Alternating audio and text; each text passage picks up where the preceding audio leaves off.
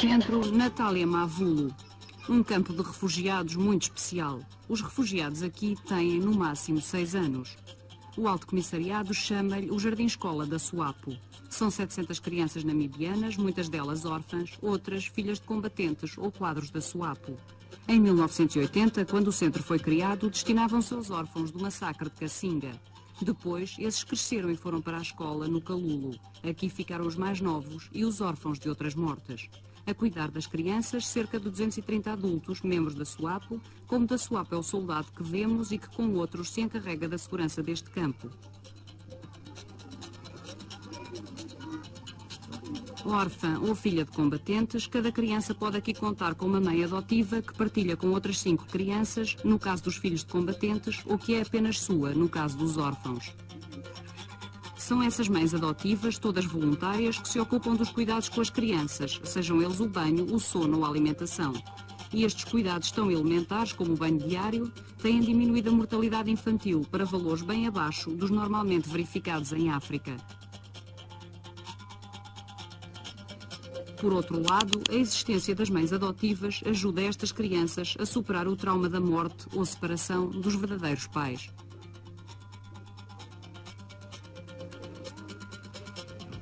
No dia em que visitámos o centro, comemorava-se um dia especial, o Dia do Refugiado em África. Lavadas e vestidas de fresco, as crianças encaminhavam-se para o largo, onde iria haver uma pequena festa. A olhá-las, em primeiro plano, à direita, a responsável pelo centro, vice-ministro da Saúde da SWAPO. Enquanto aguardam o início de um batuque feito pelas rapariguinhas de 6 anos, as crianças agrupam-se no terreiro. Um carro do exército angolano traz, entretanto, um oficial das FAPLA que vem assistir às comemorações do Dia do Refugiado. Acolhem-no a vice-ministro da Saúde da SWAPO e outra responsável do campo. A primeira dança do batuque será, aliás, de louvor à Angola e às FAPLA. A Namíbia terá a dança seguinte.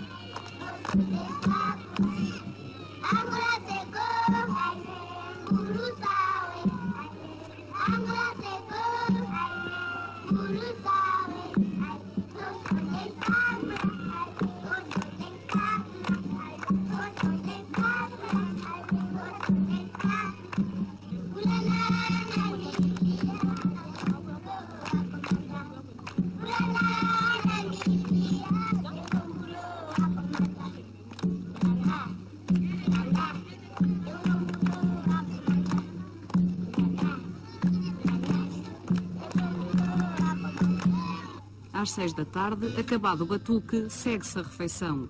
Agrupadas em torno a cada uma das mães, as crianças desembaraçam-se a comer, à mão ou à colher, sem nenhum atropelo visível. Nesse dia, a refeição da noite constava de farinha de mandioca com molho de feijão. Uma refeição pouco apetecível para europeus, mas que as crianças comiam com evidente satisfação. Segundo a médica do campo, aliás, uma refeição que, não sendo rica, era equilibrada para as necessidades alimentares das crianças. Referindo-se às dificuldades no campo da alimentação, bem como de medicamentos e outros, acrescentou um louvor aos angolanos. Eles repartem tudo connosco, o problema é que eles também não têm muito.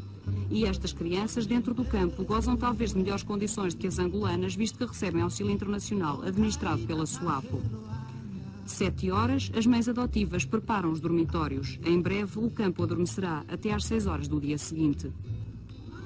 Mas enquanto as crianças se preparam para dormir, noutros sítios vela-se. Há indícios de atividade militar sul-africana na zona da Kaama, por exemplo. A ameaça permanente é o preço que Angola paga pelo seu auxílio aos refugiados da Namíbia.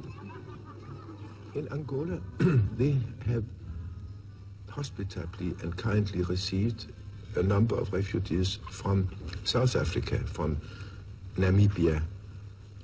They are in Angola and we try to assist them as we can best. So there are quite a few problems in Angola around those refugees.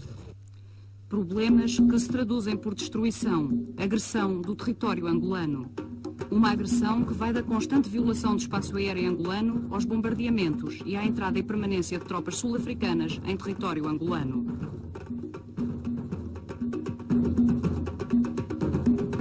agressão que se traduz muitas vezes na morte de angolanos. Tantos colegas que ficaram aí. Hoje? Foi, morreram aí 4 camaradas. De quem? Como Foram eles, na altura, apareceram aí de manhã, não vi.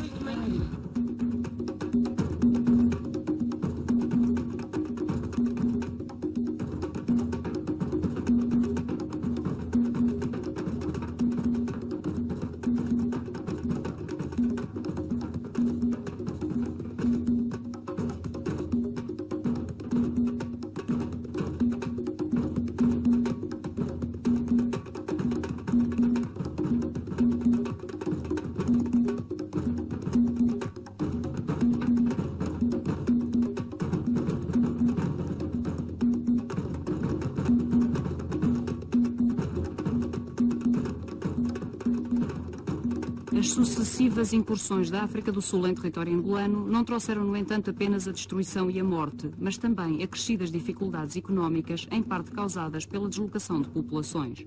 Com efeito, as invasões da África do Sul e a atuação da UNITA puseram em fuga milhares de angolanos que, por um lado, deixaram de trabalhar as suas terras e de produzir, e, por outro, vão juntar-se nas cidades aos desempregados de uma economia desajustada e paralisada, aumentando ainda mais os gravíssimos problemas de alojamento e subsistência com que Angola se debate.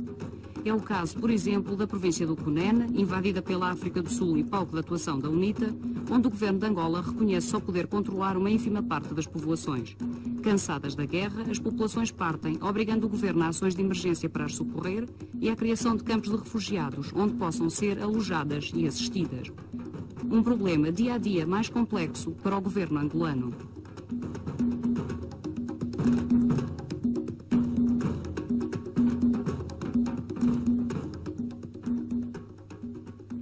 Seis e meia da manhã, o sol nasce sobre o centro de deslocados da Quilamba, na província da Huila, em Angola, onde se refugiam cerca de 200.000 pessoas deslocadas da província do Cunene pela invasão sul-africana.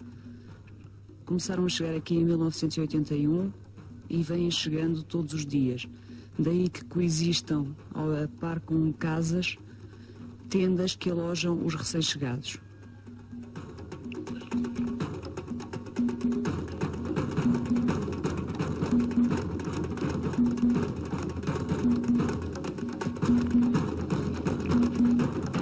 Vieram do Cunene, deixando muitas vezes todas as suas magras posses na ânsia da fuga. Conheceram a opressão colonial, a luta contra o regime colonialista português, a guerra civil, aqui chamada de Segunda Guerra de Libertação. Sofrem as invasões sul-africanas e a atuação da UNITA. Estão cansadas da guerra, anseiam pela paz, paz que lhes permita tratar os seus rebanhos, cultivar as suas terras, criar os seus filhos. Buscam, portanto, zonas onde reina ainda certa tranquilidade, mesmo se há já uma tranquilidade ameaçada, como nesta zona da Matala, onde há já quem refira passagens de grupos da UNITA. Uma tranquilidade que parece ainda longínqua para Angola, um país de riqueza imensa que surge agora entre os mais pobres do mundo. É uma história de medo e de fuga, de terror e de violência que nos contam Evaristo e Daniel, ambos fugidos do Cunene, ambos coanhamas, traduzidos para português pelo chefe do campo da Quilamba, coanhama como eles. O camarada saiu do Cunene precisamente porque o sul-africano já não quer ver a presença de um homem quase da idade dele demais. Portanto, o sul-africano destrói lavras, passa com carros blindados para a destruição de lavras, meteu os fantoches da UNITA na província do Cunene que massacram o povo, abrem mamães grávidas para verem como é que está constituído o feto no ventre e fazem com que os pais se metam com as filhas e os filhos com as mães. Portanto, tem mais outro problema que falta de sal, falta de alimentação, porque as estruturas já não conseguem abastecer as estruturas partidárias governamentais não conseguem abastecer a população da província do Cunene, toda em geral, não conseguem chegar a todos os cantos da província. Tanto a nossa população tem maiores problemas, problema da saúde, problema de falta de abastecimento e outros problemas, tanto o camarada que afirma. Daniel vem de outra povoação do Cunene, mas a sua história é em tudo semelhante. O camarada Daniel afirma que ele veio há pouco tempo da província do Cunene, precisamente nos arredores da capital da província do Ingir, do Cunene, aliás. Então, ele veio precisamente porque tem sofrido, ele assim como a sua família, pelo racista sul-africano. Portanto, o inimigo tem destruído, diz como outro, tem destruído os seus bens, tem queimado as casas, passa com carros blindados nas lavras, destrói casas. Portanto, o inimigo sul-africano, muitas das vezes, quando encontra as populações em festa, chega, telefona para bases aéreas, para os helicópteros virem e que fazem bombardeamento às festas quando a população está abominando. O inimigo também tem experimentado as suas armas no seio da população. Quando encontra as populações reunidas, concentradas, tem feito experiência das suas armas, disparado para populações, porque tem afirmado para ver qual é a reação das suas armas para as crianças e para as mamães grávidas. Tem levado gado para a Namíbia com pretexto de que os colonos, quando cá estiveram, deixaram muito gado e alguns se encontram na Namíbia e que têm de levar esse gado para a Namíbia, para os seus donos. Tem envenenado cacimba d'água, poços d'água, para que a população, o gado morra e também as populações morram com água envenenada. E o inimigo tem obrigado que os pais se metam com as filhas e os filhos metam-se com as mães. Portanto, quando a população se recusa, dá todos os castigos possíveis a seu alcance. Bate, tortura e faz tudo quando lhe apetecer. Agora, também tem dado um maior apoio aos fandoches da UNITA. Transporta de helicóptero do interior da Namíbia para o território angolano, dando um helicóptero e outros meios aéreos. O inimigo fandoche da UNITA, com o apoio que tem dado também maior sofrimento à população do Cunene. Agora já tem utilizados que não querem matar a tiro a população indefesa. Utiliza katanas, cortar pescoço, matar indiscriminadamente a nossa população indefesa da província do Cunene. O governo angolano apresentou, aliás, no Tribunal contra os Crimes do Apartheid, uma testemunha que apoia as declarações de Daniel sobre o apoio sul-africano à UNITA, um ex-combatente do Batalhão 32 da África do Sul. Eis as suas declarações, recolhidas pela televisão popular de Angola. Eu posso dizer que, dentro da região do Cubango, que não era principalmente nossa frente, mas, ao pedido da UNITA, nós íamos operar dentro da Cubango. E depois de uma operação dentro do Cubango, enquanto ocupávamos uma zona qualquer, portanto, depois, mais tarde, a UNITA ia ocupar aquela zona, nós retirávamos, depois entrava a UNITA. Mas, normalmente, a África do Sul justifica os seus ataques contra território angolano como operações de limpeza contra os guerrilheiros da SWAPO. Entrevistado por nós, o presidente daquela organização, Sam Nujoma, reconheceu que Angola paga um elevado preço pela sua solidariedade ao povo da Namíbia. The Central Committee of the SWAPO of Namibia and all the Namibian patriots are grateful to the Central Committee of MPLA Workers' Party, to Camarada President José Eduardo Santos, for total commitment of People's Republic of Angola to the liberation of Southern Africa in general and Namibia in particular. Dado o delicado equilíbrio de forças em África e particularmente na África Austral, o problema da Namíbia e a situação em Angola surgem como indissociáveis. I cannot help saying that if the Namibia problem could be solved and the Namibia refugees could go back to their own country, and they would like that as soon as Namibia is independent, that would be a great relief for Angola and help them both politically and economically in many practical ways. Mas, embora defendida pelas Nações Unidas, a independência da Namíbia continua a defrontar a oposição da África do Sul. Uma oposição que eleva o preço da independência em danos materiais e vidas humanas, mas não poderá impedi-la. É o que nos diz Sam Nujoma. As a freedom fighter, I'm an optimist. I believe that through the efforts of the Namibian people under the leadership of SWAPO and the support of the frontline states, and in particular People's Republic of Angola, whose people are today fighting side by side and shoulder by shoulder with their brothers and sisters in Namibia in order to ensure that Namibia and its people are free from the yoke of colonialism, oppression, and apartheid, and exploitation of men by men will certainly one day be free. There's no question about that. Namibia's independence is inevitable. But the international community has a role to play, particularly the Security Council, must implement its own resolutions and decisions. So therefore, we demand that the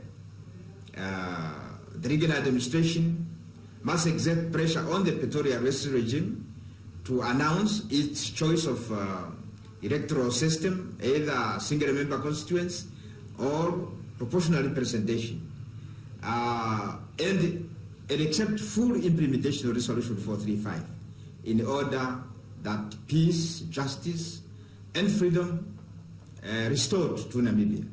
But in the absence of a genuine negotiated settlement leading to Namibia's independence, the people of Namibia who are today being tortured, killed on sight, shot on sight by the South African soldiers, and thrown in prison. Many of them, including Comrade Toivo, are now languishing on the Robben Island, have no other alternative but to resist against oppression. Wherever there is oppression, the people must resist against oppression. Therefore, we will intensify the armed liberation struggle as the only effective way of leading Namibia to freedom and independence in the absence of a genuine efforts to implement the Resolution 435. Mas, tal como a SWAPO, a África do Sul pressiona também os Estados Unidos e, como membros do Grupo de Contacto para a Questão da Namíbia, encarregue de criar as bases para a efetivação da Resolução 435, pela qual a ONU aprovou, uma vez mais, o direito do povo da Namíbia à independência, os Estados Unidos têm-se feito eco das pretensões sul-africanas. Uma atuação criticada não só pela SWAPO e países africanos da linha da frente, mas mesmo por países do Grupo de Contacto, como a França. Em declarações exclusivas para a RTP, o subsecretário de Estado para os Assuntos Africanos, Frank Wisner, explicou assim a posição americana. Our policy in Southern Africa, as it's been elaborated and worked on over the past year and a half, has been principally designed at seeing if the United States can contribute to a process that will bring about Namibia's independence on the one hand and a greater degree of peace and stability in the region. All of us know that Southern Africa over the past years has been a focal point of violence, an area in which confrontation has increased between South Africa and the neighboring states of the region, and in which prospects as a result for Namibia's independence have not been greatly improved. Now, it is the purpose of the United States, therefore, to try, first, to bring about an implementation of United Nations Security Council Resolution 435, which contains in it a process for Namibia's independence. Second, to work for, as I said, a cooling down of the violence in the region, And we've taken a particular look at one aspect, an aspect close and important to Portugal, and that is the question of Angola, and have sought to see if there is a way to begin to lower the threshold of violence in that civil war-torn country, by working out a way to encourage a withdrawal of Cuban forces that were introduced into Angola at the time of Angola's independence. If that could happen in a reciprocal manner, we would like, therefore, to see Namibia come independent. But going beyond that, it's the interests of the United States as well to see peace between South Africa and another country of great importance to Portugal, Mozambique, where violence has increased over the past years and threatens further to destabilize the area. It's in our interest and an objective of our policy to promote stability and peace on that front. And it's also in our interest to see peace pertain among all of South Africa's frontline neighbors, if you will, Zimbabwe and the other neighbors of the region that are so critical to the region's stability. Last, it is central to American policy in Southern Africa to work for, to promote, to encourage peaceful change inside South Africa itself, so that that country can look forward to a brighter future, a future in which all its citizens live in participation and in friendship and in a productive manner for a better future for South Africa. Those, in short, therefore, are the three basic elements of American policy. Vários países, entre os quais Portugal, contestam a ligação entre a retirada das tropas cubanas de Angola e a independência da Namíbia. Sam Nujoma acha injustificável. The foreign ministers of the People's Republic of Angola and the Republic of Cuba on the 4th of May, on the 4th of February, I beg your pardon, on the 4th of February 1982, made a joint declaration here in Rwanda that when there is no longer a threat to the integrity, to the territorial integrity of the People's Republic of Angola, Cuban troops will leave the People's Republic of Angola. And I'm convinced that the declaration of the two foreign ministers is quite correct. Refletindo as inquietações sul-africanas, os americanos continuam a insistir. Em julho, o general Vernon Walters, que tratou a questão como enviado do presidente Reagan, fazia assim o ponto da situação. Eu acho que estamos esperando a decisão do governo angolano, se eles podem responder em certa medida à preocupação dos sul-africanos sobre a presença dos militares cubanos que lá estão. Angola é um país soberano, a decisão pertence a eles. E estamos aguardando, eles estão debatendo entre si esse problema, e não se pode andar adiante antes de saber qual é a decisão deles sobre esse assunto que os sul-africanos dizem que é essencial para eles. Para o governo angolano, não é uma decisão fácil. A presença cubana parece ser-lhe indispensável para a defesa face à África do Sul, bem como para resistir à pressão constante da UNITA. Pelo contrário, os sucessivos ataques da África do Sul e da UNITA reforçam os pontos de vista dos que defendem a continuação da ajuda militar cubana e soviética. A paz parece, portanto, ainda longínqua. E o número de refugiados continua a crescer.